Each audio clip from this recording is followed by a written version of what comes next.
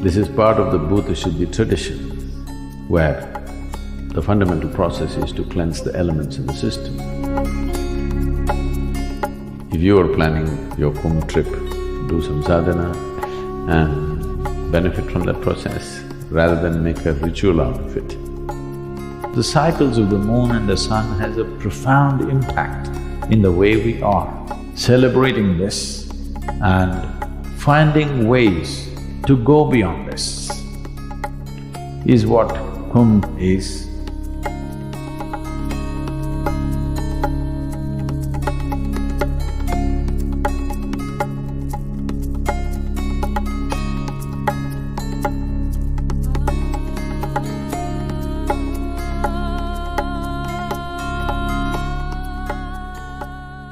This is a profound understanding of the 12.25-year cycles of the sun. Who we are, the way we are, why we got shaped like this, is fundamentally because of the various forces that function upon us. Solar system being the main thing. In a way, the solar system is functioning like a potter's wheel. It functions like the potter's wheel and while you the pot, somebody wants to empty their pot.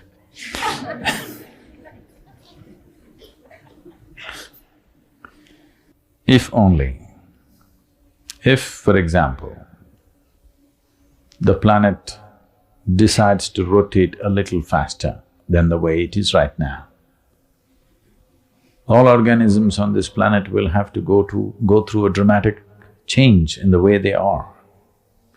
Probably the presently existing organisms, including us, would not survive a 2 times speed of rotation. We are like this because we are a product of this system. Understanding the power of these cycles upon the human system,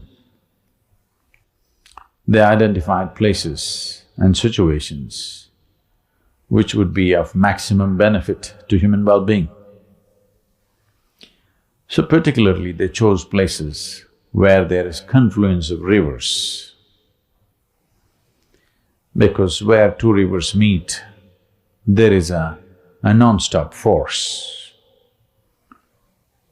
And our bodies of the 5 elements dominated by water, over 72% of our body is water. So if you are in a place where there are churning waters at certain times, considering the latitude and at that time of the year, or at that time of these 12-year cycles, the relationship between the planet and the sun, it creates a powerful situation where one can transform themselves. A lot of studies have been made on the previous Kumbh and they found phenomenal physiological changes in people who stayed there for over 40 days and every day they were in that water.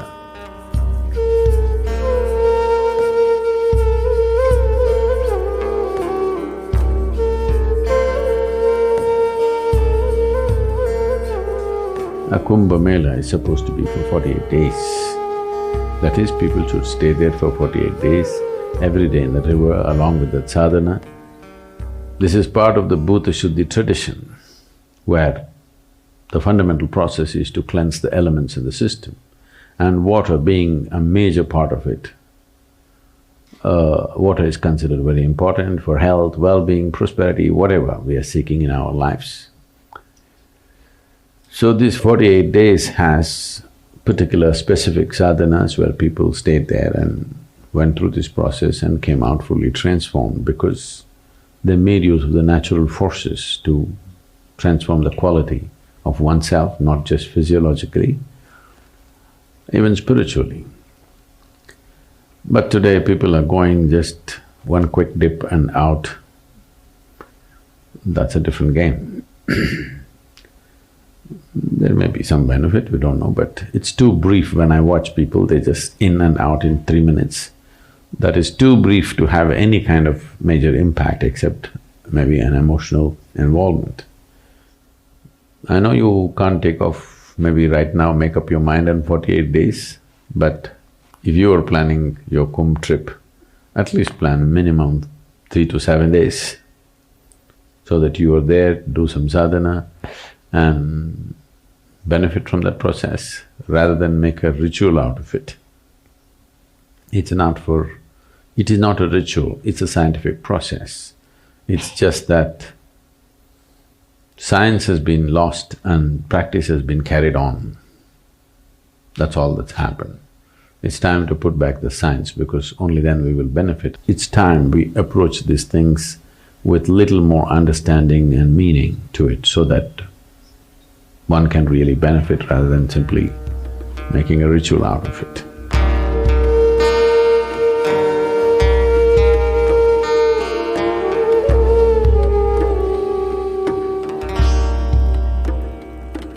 For those of you who are thinking, what has it got to do with me, because I live in an air-conditioned home, well, to put it in a very fundamental way, if our mothers' bodies were not in sync with the cycles of the moon, we wouldn't be born. Yes, we wouldn't be born. So the cycles of the moon and the sun has a profound impact in the way we are. Acknowledging this, celebrating this, and finding ways to go beyond this is what Kumbh is what yoga is in many ways, to break the cycles of life. When I say cycles, anything that's cyclical is bound to be repetitive. If something is repetitive, that means it's not getting anywhere. This most people realize when they're close to their deathbed, that when they look back and see what looked like great things when they were doing it, when they look back and see, it doesn't mean a thing. Those who look back and see are those who die and regret. But if you look ahead and see what you may do tomorrow, what you are very passionately waiting to do tomorrow, actually doesn't mean a thing, then you would look at life much more profoundly.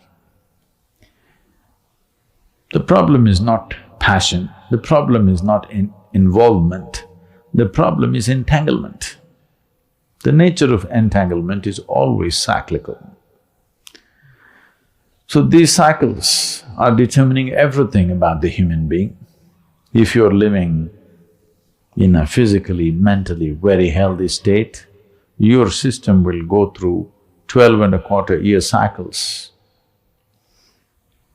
Just for example, if it falls to a 6-year cycle, that means you may still be successful in the world, but you will not know any peace or joy in your life, you're always… If it falls to 3-year cycles, you will have a hard time with the world around you and yourself. If you fall into 18-month cycles, you're on antidepressants. If you fall into 9 months, 3 months, 6-month cycles, you're in serious conditions of mental and physiological struggles. Now, the Kumbh comes from this understanding that you're trying to regularize your cycle to a 12-year cycle. If you carefully observe your life,